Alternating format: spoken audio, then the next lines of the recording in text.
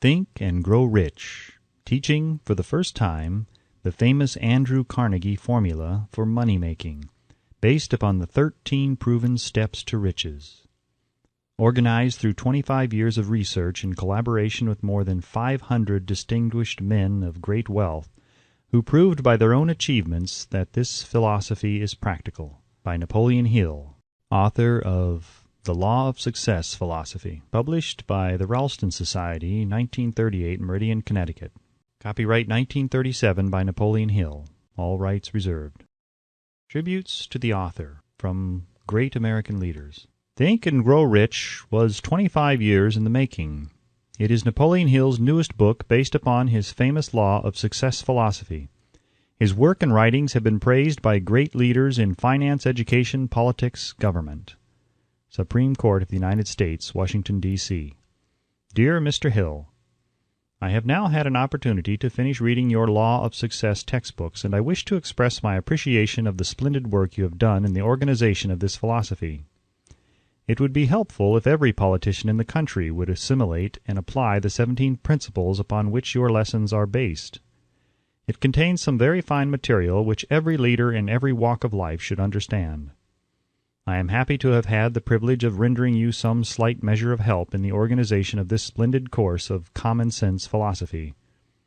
Sincerely yours, Howard Taft, former President and former Chief Justice of the United States. King of the 5 and 10 cent stores. By applying many of the 17 fundamentals of the Law of Success philosophy, we have built a great chain of successful stores. I presume it would be no exaggeration of fact if I said that the Woolworth Building might properly be called a monument to the soundness of these principles. F. W. Woolworth. A great steamship magnate. I feel greatly indebted for the privilege of reading your Law of Success. If I had had this philosophy 50 years ago, I suppose I could have accomplished all that I have done in less than half the time. I sincerely hope the world will discover and reward you. Robert Dollar. Famous American labor leader. Mastery of the Law of Success philosophy is the equivalent of an insurance policy against failure. Samuel Gompers. A former President of the United States. May I not congratulate you on your persistence?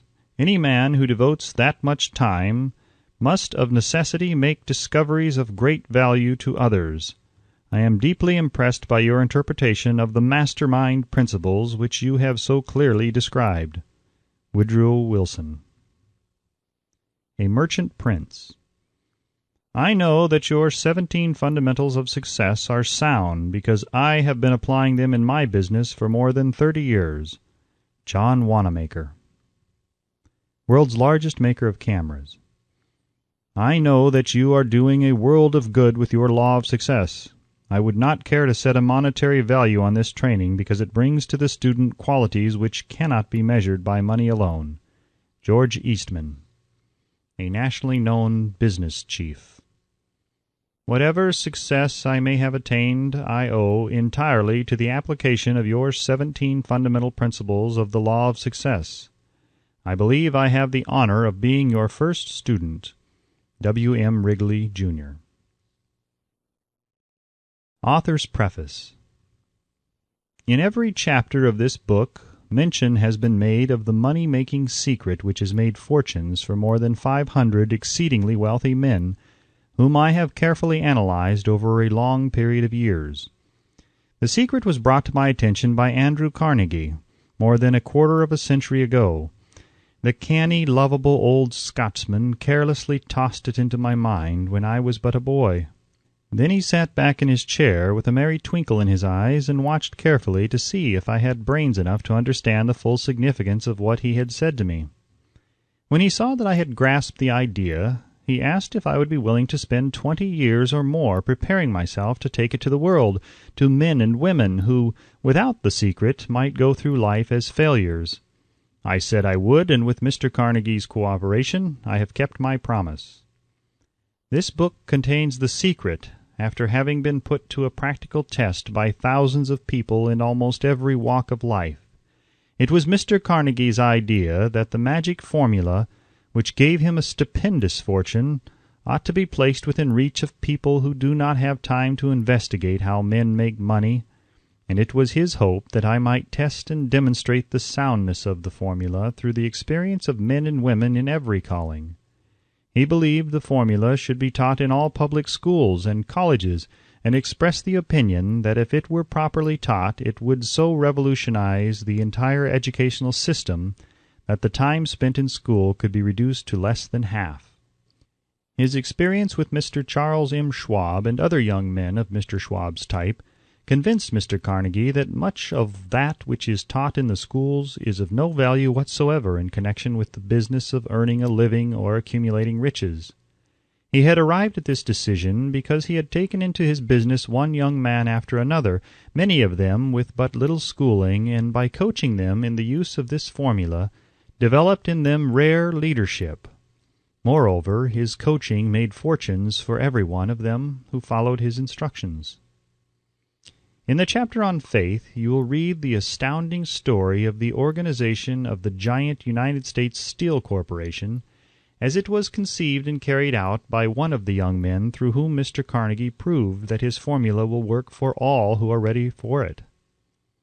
This single application of the secret, by that young man, Charles M. Schwab, made him a huge fortune in both money and opportunity. Roughly speaking, this particular application of the formula was worth $600 million. These facts, and they are facts well known to almost everyone who knew Mr. Carnegie, give you a fair idea of what the reading of this book may bring to you, provided you know what it is that you want. Even before it has undergone 20 years of practical testing, the secret was passed on to more than 100,000 men and women who have used it for their personal benefit, as Mr. Carnegie planned that they should. Some have made fortunes with it. Others have used it successfully in creating harmony in their homes. A clergyman used it so effectively that it brought him an income of upwards of $75,000 a year. Arthur Nash, a Cincinnati tailor, used his near-bankrupt business as a guinea pig on which to test the formula. The business came to life and made a fortune for its owners. It is still thriving, although Mr. Nash has gone. The experiment was so unique that newspapers and magazines gave it more than $1 million worth of laudatory publicity. The secret was passed on to Stuart Austin Weir of Dallas, Texas. He was ready for it, so ready that he gave up his profession and studied law. Did he succeed? That story is told too. I gave the secret to Jennings Randolph the day he graduated from college, and he has used it so successfully that he is now serving his third term as a member of Congress, with an excellent opportunity to keep on using it until it carries him to the White House. While serving as advertising manager of the LaSalle Extension University, when it was little more than a name, I had the privilege of seeing J.G. Chaplin, president of the university, use the formula so effectively that he has since made the LaSalle one of the great extension schools of the country. The secret to which I refer has been mentioned no fewer than 100 times throughout this book. It has not been directly named, for it seems to work more successfully when it is merely uncovered and left in sight, where those who are ready and searching for it may pick it up. That is why Mr. Carnegie tossed it to me so quietly without giving me its specific name. If you are ready to put it to use, you will recognize this secret at least once in every chapter. I wish I might feel privileged to tell you how you will know if you are ready, but that would deprive you of much of the benefit you will receive when you make the discovery in your own way. While this book was being written, my own son, who was then finishing the last year of his college work, picked up the manuscript of Chapter 2, read it, and discovered the secret for himself. He used the information so effectively that he went directly into a responsible position at a beginning salary greater than the average man ever earns. His story has been briefly described in Chapter 2. When you read it, perhaps you will dismiss any feeling you may have had at the beginning of the book that it promised too much. And 2, if you have ever been discouraged, if you have had difficulties to surmount which took the very soul out of you, If you have tried and failed, if you were ever handicapped by illness or physical affliction, this story of my son's discovery and use of the Carnegie formula may prove to be the oasis in the desert of lost hope for which you have been searching. This secret was extensively used by President Woodrow Wilson during the World War. It was passed on to every soldier who fought in the war, carefully wrapped in the training received before going to the front. President Wilson told me it was a strong factor in raising the funds needed for the war.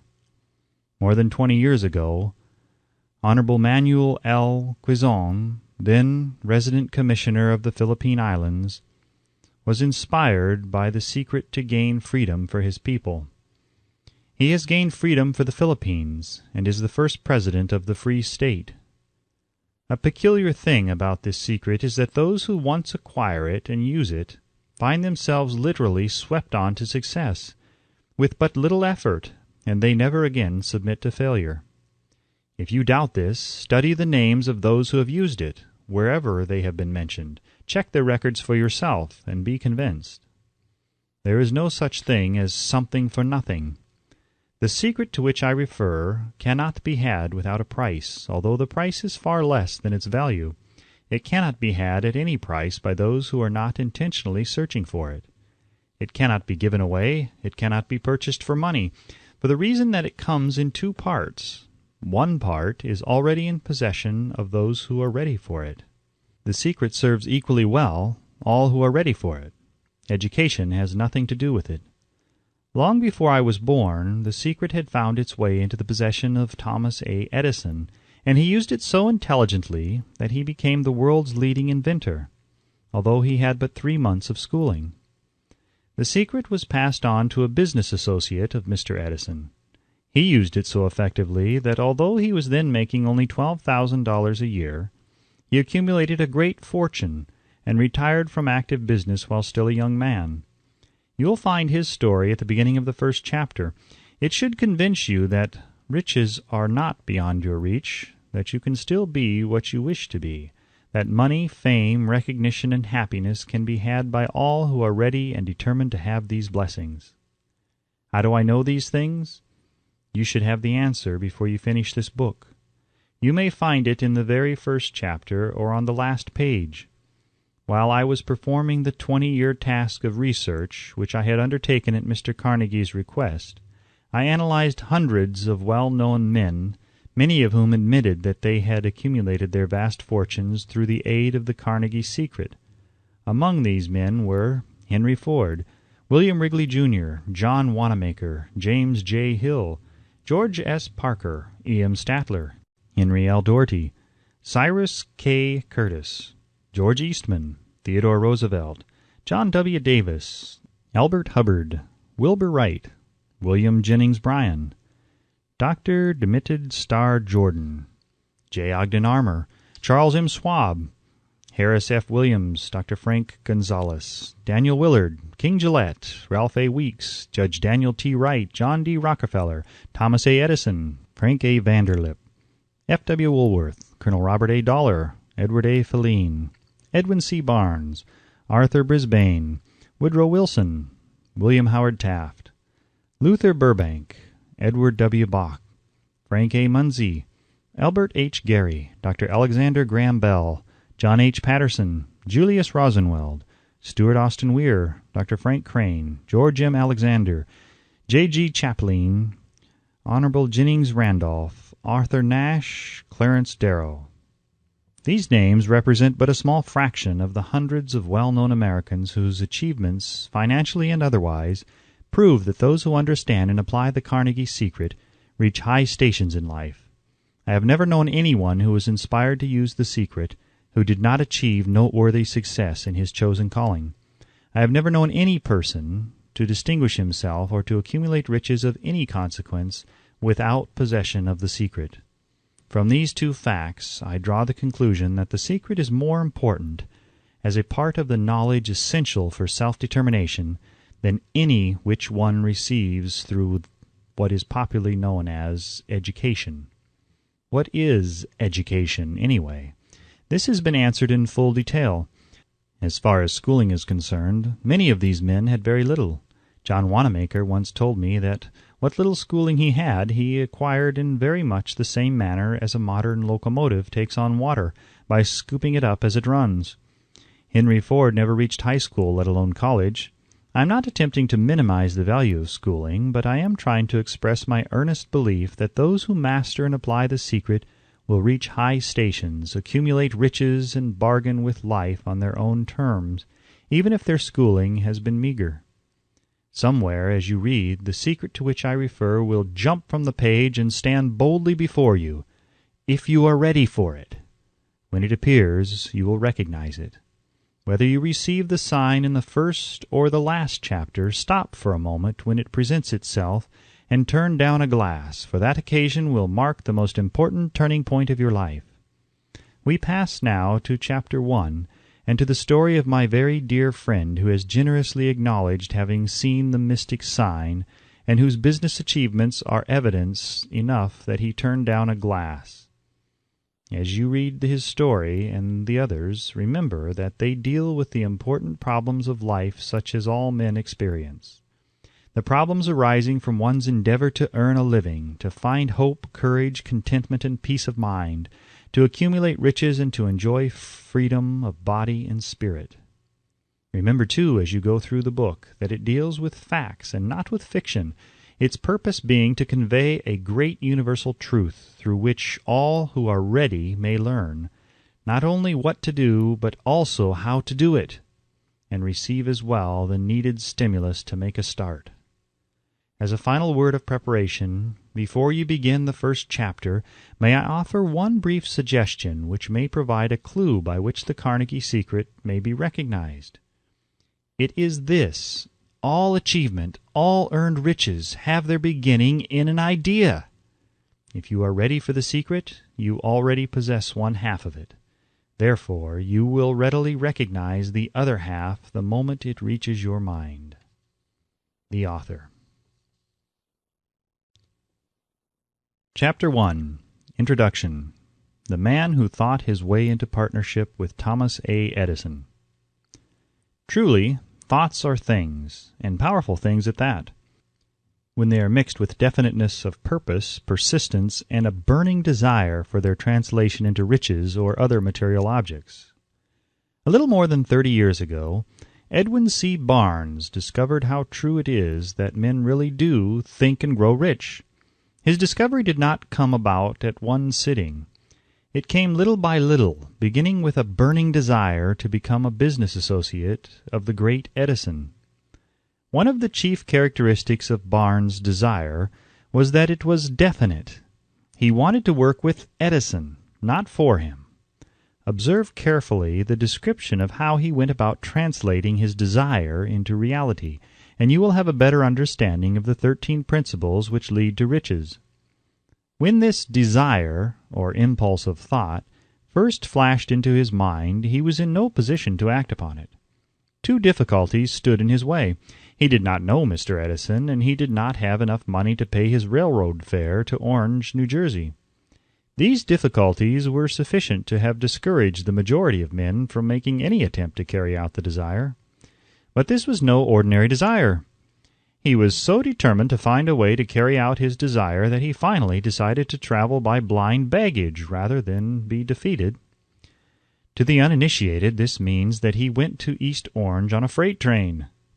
He presented himself at Mr. Edison's laboratory and announced he had come to go into business with the inventor.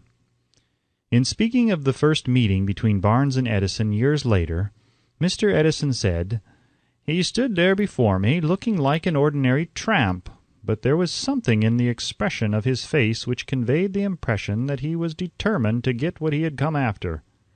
I had learned from years of experience with men that when a man really desires a thing so deeply that he is willing to stake his entire future on a single turn of the wheel in order to get it, he is sure to win.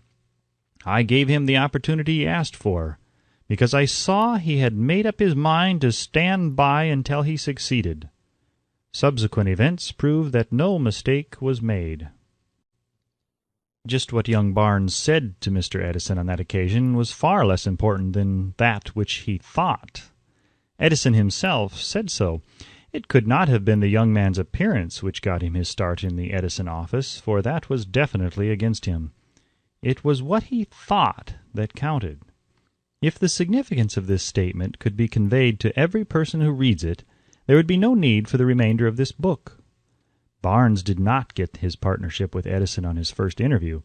He did get a chance to work in the Edison offices at a very nominal wage, doing work that was unimportant to Edison, but most important to Barnes, because it gave him an opportunity to display his merchandise where his intended partner could see it. Months went by. Apparently nothing happened to bring the converted goal which Barnes had set up in his mind as his definite major purpose.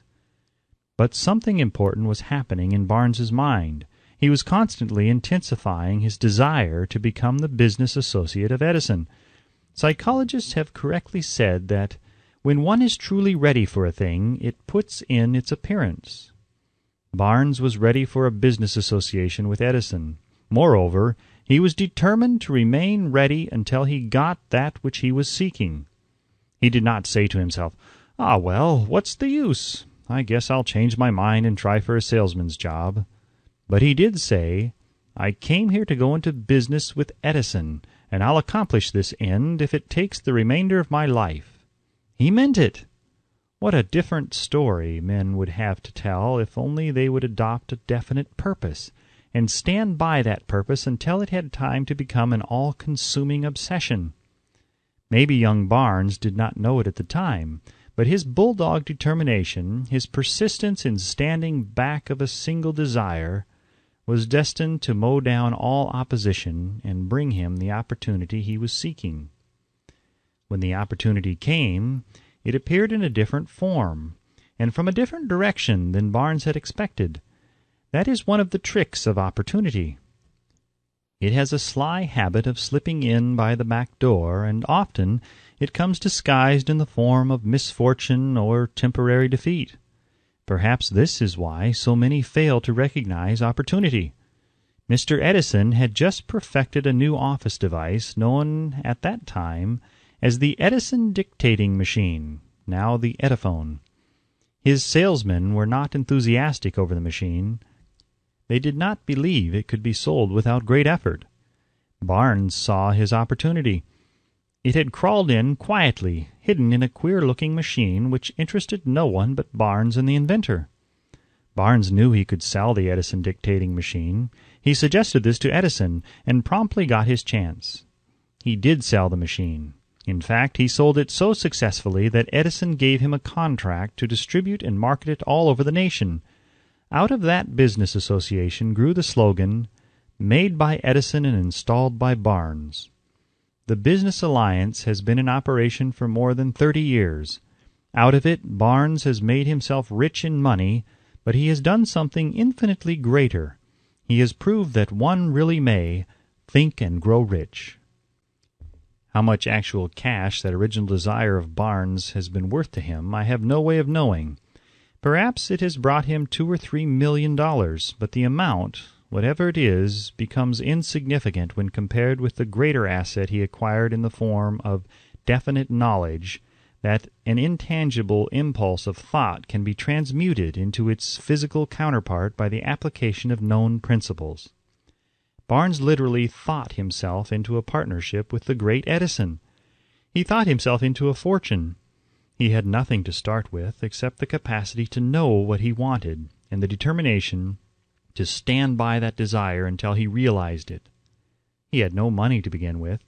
He had but little education. He had no influence, but he did have initiative, faith, and the will to win.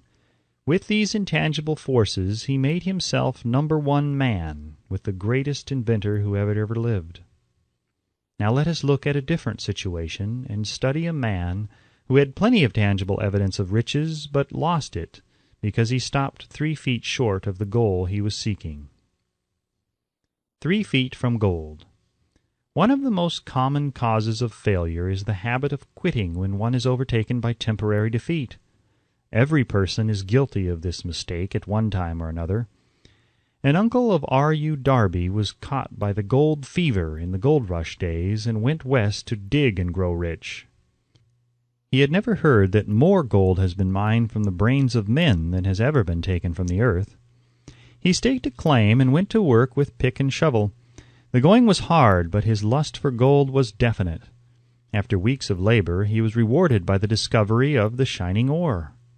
He needed machinery to bring the ore to the surface. Quietly, he covered up the mine, retraced his footsteps to his home in Williamsburg, Maryland, told his relatives and a few neighbors of the strike. They got together money for the needed machinery, had it shipped. The uncle and Darby went back to work the mine. The first car of ore was mined and shipped to a smelter. The returns proved they had one of the richest mines in Colorado. A few more cars of that ore would clear the debts. Then would come the big killing and profits. Down went the drills, up went the hopes of Darby and Uncle. Then something happened. The vein of gold ore disappeared. They had come to the end of the rainbow, and the pot of gold was no longer there. They drilled on, desperately trying to pick up the vein again, all to no avail. Finally, they decided to quit. They sold the machinery to a junk man for a few $100 and took the train back home. Some junk men are dumb, but not this one. He called in a mining engineer to look at the mine and do a little calculating. The engineer advised that the project had failed because the owners were not familiar with fault lines. His calculations showed that the vein would be found just 3 feet from where the Darbys had stopped drilling. That is exactly where it was found. The junk man took millions of dollars in ore from the mine because he knew enough to seek expert counsel before giving up. Most of the money which went into the machinery was procured through the efforts of R.U. Darby, who was then a very young man. The money came from his relatives and neighbors because of their faith in him. He paid back every dollar of it, although he was years in doing so. Long afterward, Mr. Darby recouped his loss many times over when he made the discovery that desire can be transmuted into gold. The discovery came after he went into the business of selling life insurance. Remembering that he had lost a huge fortune because he stopped 3 feet from gold, Darby profited by the experience in his chosen work by the simple method of saying to himself, "I stopped 3 feet from gold, but I will never stop because men say no when I ask them to buy insurance." Darby is one of a small group of fewer than 50 men who sell more than $1 million in life insurance annually. He owes his stickability to the lesson he learned from his quitability in the gold mining business. Before success comes in any man's life, he is sure to meet with much temporary defeat, and perhaps some failure. When defeat overtakes a man, the easiest and most logical thing to do is to quit. That is exactly what the majority of men do. More than 500 of the most successful men this country has ever known told the author their greatest success came just one step beyond the point at which defeat had overtaken them. Failure is a trickster with a keen sense of irony and cunning. It takes great delight in tripping one when success is almost within reach. A 50-cent lesson in persistence. Shortly after Mr. Darby received his degree from the University of Hard Knocks and had decided to profit by his experience in the gold mining business, he had the good fortune to be present on an occasion that proved to him that no does not necessarily mean no.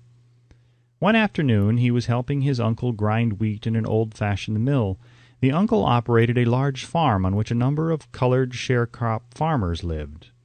Quietly the door was opened and a small colored child, the doctor of a tenant, walked in and took her place near the door. The uncle looked up, saw the child, and barked at her roughly. "What do you want?" Meekly the child replied, "My mammy say send her 50 cents. "I'll not do it," the uncle retorted. "Now run on home." "Yassa," the child replied, but she did not move. The uncle went ahead with his work, so busily engaged that he did not pay enough attention to the child to observe that she did not leave.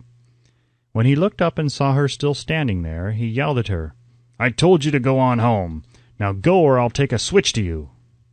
The little girl said, "Yassa," but she did not budge an inch.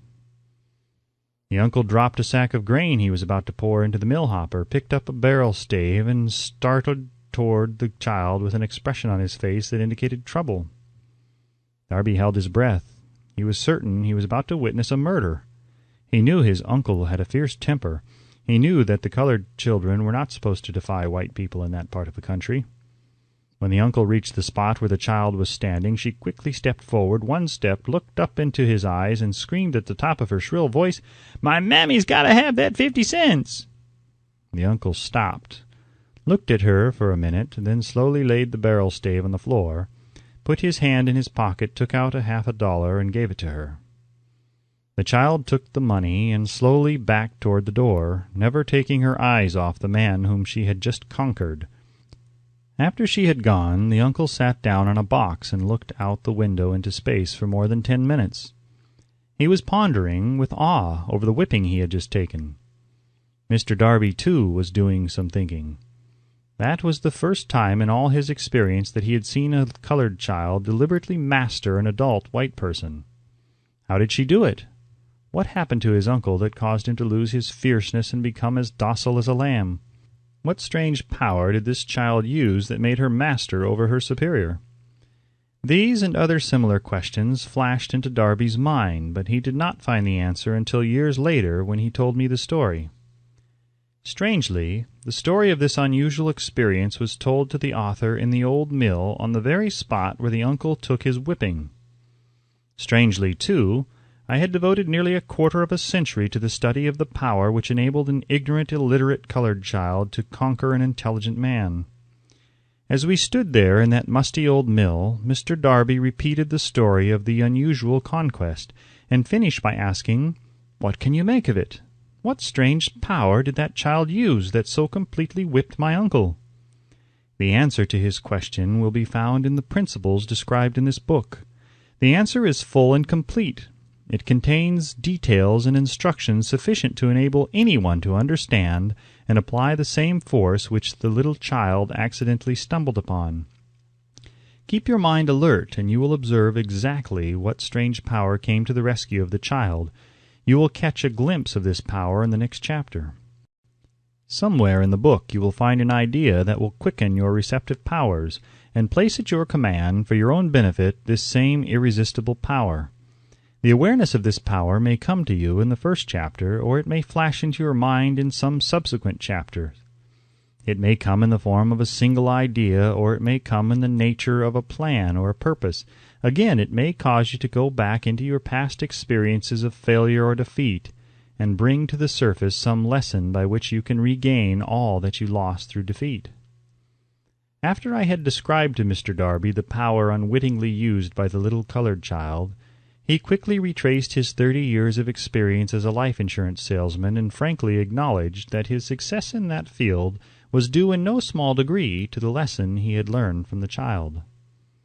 Mr. Darby pointed out, every time a prospect tried to bow me out without buying, I saw that child standing there in the old mill, her big eyes glaring in defiance, and I said to myself, "I've got to make this sale." The better portion of all sales I have made were made after people had said no. He recalled, too, his mistake in having stopped only 3 feet from gold. But, he said, that experience was a blessing in disguise. It taught me to keep on keeping on, no matter how hard the going may be, a lesson I needed to learn before I could succeed in anything. This story of Mr. Darby and his uncle, the colored child, and the gold mine doubtless will be read by hundreds of men who make their living by selling life insurance, and to all of these the author wishes to offer the suggestion that Darby owes to these 2 experiences in his ability to sell more than $1 million of life insurance every year. Life is strange and often imponderable.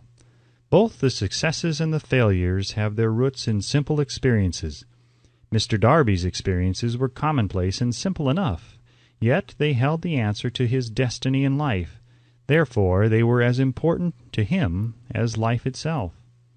He profited by these 2 dramatic experiences because he analyzed them and found the lesson they taught. But what of the man who has neither the time nor the inclination to study failure in search of knowledge that may lead to success? Where and how is he to learn the art of converting defeat into stepping stones to opportunity? In the answer to these questions, this book was written. The answer called for a description of 13 principles, but remember, as you read, the answer you may be seeking to the questions which have caused you to ponder over the strangeness of life may be found in your own mind, through some idea, plan, or purpose which may spring into your mind as you read. One sound idea is all that one needs to achieve success. The principles described in this book contain the best and the most practical of all that is known concerning the ways and means of creating useful ideas. Before we go any further in our approach to the description of these principles, we believe you are entitled to receive this important suggestion.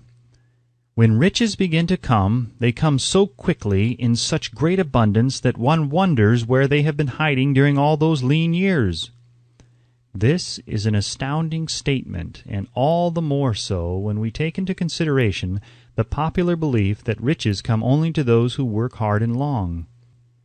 When you begin to think and grow rich, you will observe that riches begin with a state of mind, with definiteness of purpose, with little or no hard work. You and every other person ought to be interested in knowing how to acquire that state of mind which will attract riches. I spent 25 years in research, analyzing more than 25,000 people, because I too wanted to know how wealthy men become that way. Without that research, this book could not have been written. Here, take notice of a very significant truth, viz., the business depression started in 1929 and continued on to an all-time record of destruction until some time after President Roosevelt entered office. Then the depression began to fade into nothingness. Just as an electrician in a theater raises the light so gradually that darkness is transmuted into light before you realize it, so did the spell of fear in the minds of the people gradually fade away and become faith. Observe very closely as soon as you master the principles of this philosophy and begin to follow the instructions for applying those principles. Your financial status will begin to improve, and everything you touch will begin to transmute itself into an asset for your own benefit. Impossible? Not at all! One of the main weaknesses of mankind is the average man's familiarity with the word impossible. He knows all the rules which will not work. He knows all the things which cannot be done. This book was written for those who seek the rules which have made others successful and are willing to stake everything on those rules. A great many years ago I purchased a fine dictionary. The first thing I did with it was to turn to the word impossible and neatly clip it out of the book. That would not be an unwise thing for you to do. Success comes to those who become success-conscious. Failure comes to those who indifferently allow themselves to become failure-conscious. The object of this book is to help all who seek it to learn the art of changing their minds from failure-consciousness to success-consciousness. Another weakness found in altogether too many people is the habit of measuring everything and everyone by their own impressions and beliefs. Some who will read this will believe that no one can think and grow rich. They cannot think in terms of riches because their thought habits have been steeped in poverty, want, misery, failure, and defeat. These unfortunate people remind me of the prominent Chinese who came to America to be educated in American ways. He attended the University of Chicago. One day, President Harper met this young Oriental on the campus, stopped to chat with him for a few minutes, and asked what had impressed him as being the most noticeable characteristic of the American people. "Why," the Chinaman exclaimed, "the queer slant of your eyes! Your eyes are off slant." What do we say about the Chinese? We refuse to believe that which we do not understand. We foolishly believe that our own limitations are the proper measurement of limitations. Sure, the other fellow's eyes are off slant because they are not the same as our own. Millions of people look at the achievements of Henry Ford after he has arrived and envy him because of his good fortune or luck or genius or whatever it is that they credit for Ford's fortune. Perhaps one person in every 100,000 knows the secret of Ford's success, and those who do know are too modest or too reluctant to speak of it because of its simplicity. A single transaction will illustrate the secret perfectly. A few years back, Ford decided to produce his now famous V8 motor. He chose to build an engine with the entire 8 cylinders cast in one block, and instructed his engineers to produce a design for the engine. The design was placed on paper, but the engineers agreed to a man that it was simply impossible to cast an 8-cylinder gas engine block in one piece. Ford said, "Produce it anyway."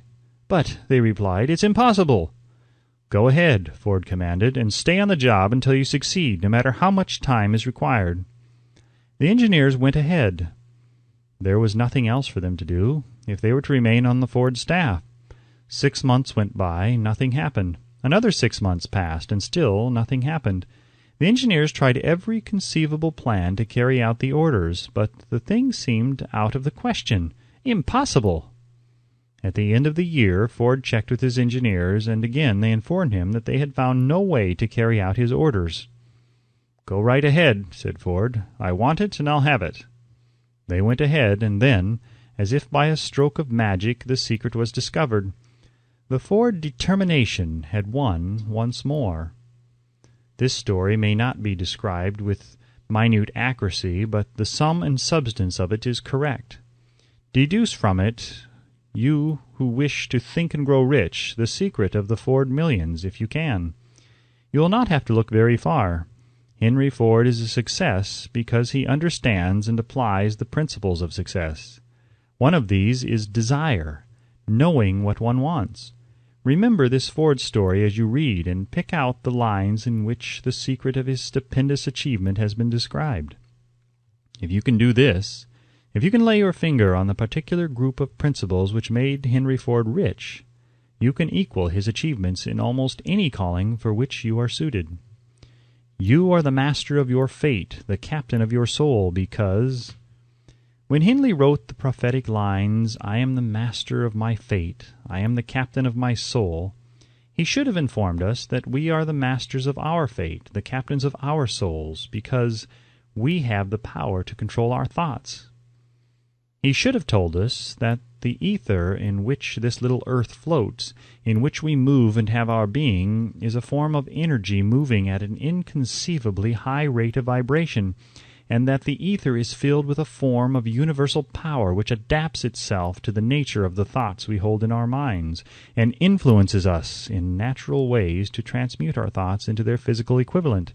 If the poet had told us of this great truth, we would know why it is that we are the masters of our fate, the captains of our souls.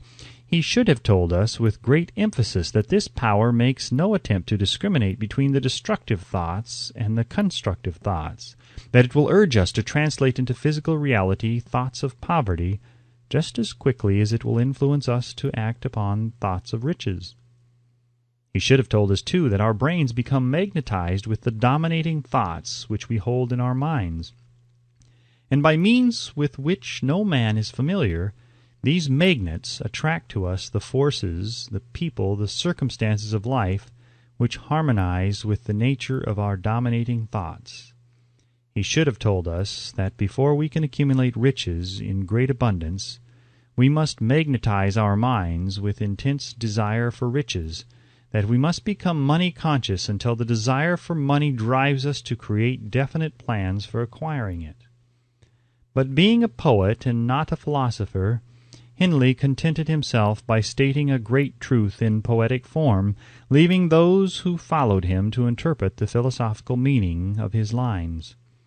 Little by little the truth has unfolded itself until it now appears certain that the principles described in this book hold the secret of mastery over our economic fate. We are now ready to examine the first of these principles. Maintain a spirit of open-mindedness, and remember as you read they are the invention of no one man. The principles were gathered from the life experiences of more than 500 men who actually accumulated riches in huge amounts, men who began in poverty with but little education, without influence. The principles worked for these men. You can put them to work for your own enduring benefit. You will find it easy, not hard, to do. Before you read the next chapter, I want you to know that it conveys factual information which might easily change your entire financial destiny, as it has so definitely brought the changes of stupendous proportions to two people described. I want you to know also that the relationship between these two men and myself is such that I could have taken no liberties with the facts, even if I had wished to do so. One of them has been my closest personal friend for almost 25 years, and the other is my own son. The unusual success of these two men, success which they generously accredit to the principle described in the next chapter, more than justifies this personal reference as a means of emphasizing the far-flung power of this principle. Almost 15 years ago, I delivered the commencement address at Salem College, Salem, West Virginia. I emphasized the principle described in the next chapter with so much intensity that one of the members of the graduating class definitely appropriated it and made it a part of his own philosophy. The young man is now a member of Congress and an important factor in the present administration. Just before this book went to the publisher, he wrote me a letter in which he so clearly stated his opinion of the principle outlined in the next chapter that I have chosen to publish his letter as an introduction to that chapter. It gives you an idea of the rewards to come. My dear Napoleon, my service as a member of Congress having given me an insight into the problems of men and women, I am writing to offer a suggestion which may become helpful to thousands of worthy people. With apologies, I must state that the suggestion, if acted upon, will mean several years of labor and responsibility for you, but I am enheartened to make the suggestion because I know your great love for rendering useful service. In 1922, you delivered the commencement address at Salem College when I was a member of the graduating class. In that address, you planted in my mind an idea which has been responsible for the opportunity I now have to serve the people of my state, and will be responsible in a very large measure for whatever success I may have in the future. The suggestion I have in mind is that you put into a book the sum and substance of the address you delivered at Salem College, and in that way give the people of America an opportunity to profit by your many years of experience and association with the men who, by their greatness, have made America the richest nation on earth. I recall, as though it were yesterday, the marvelous description you gave of the method by which Henry Ford, with but little schooling, without a dollar, with no influential friends, rose to great heights. I made up my mind then, even before you had finished your speech, that I would make a place for myself, no matter how many difficulties I had to surmount. Thousands of young people will finish their schooling this year, and within the next few years. Every one of them will be seeking just such a method of practical encouragement as the one I received from you. They will want to know where to turn, what to do to get started in life. You can tell them because you have helped to solve the problems of so many, many people. If there is any possible way that you can afford to render so great a service, may I offer the suggestion that you include with every book one of your personal analysis charts, in order that the purchaser of the book may have the benefit of a complete self-inventory, indicating, as you indicated to me years ago, exactly what is standing in the way of success. Such a service as this, providing the readers of your book with a complete, unbiased picture of their faults and their virtues, would mean to them the difference between success and failure. The service would be priceless. Millions of people are now facing the problem of staging a comeback because of the Depression, and I speak from personal experience when I say I know these earnest people would welcome the opportunity to tell you their problems and to receive your suggestions for the solution. You know the problems of those who face the necessity of beginning all over again. There are thousands of people in America today who would like to know how they can convert ideas into money, people who must start at scratch without finances and recoup their losses. If anyone can help them, you can. If you publish the book, I would like to own the first copy that comes from the press, personally autographed by you. With best wishes, believe me, cordially yours, Jennings Randolph. This ends Chapter 1 of Think and Grow Rich by Napoleon Hill, and read by Sean Penning, author of the new novel The Cicadas. If you've enjoyed this recording and would like to hear more, please watch your email carefully for correspondence from thecicadas.com, as we will notify you when the next chapter is ready. If you would like to support more efforts like this, please consider purchasing The Cicadas, now available in a rare pre-published format and at a special low sales price to anyone who places a vote for the book's cover art. The website is thecicadas.com, thecicadas.com. This recording is copyright 2008 by Sean Penning and Penimation Publishing, LLC. Thank you for listening.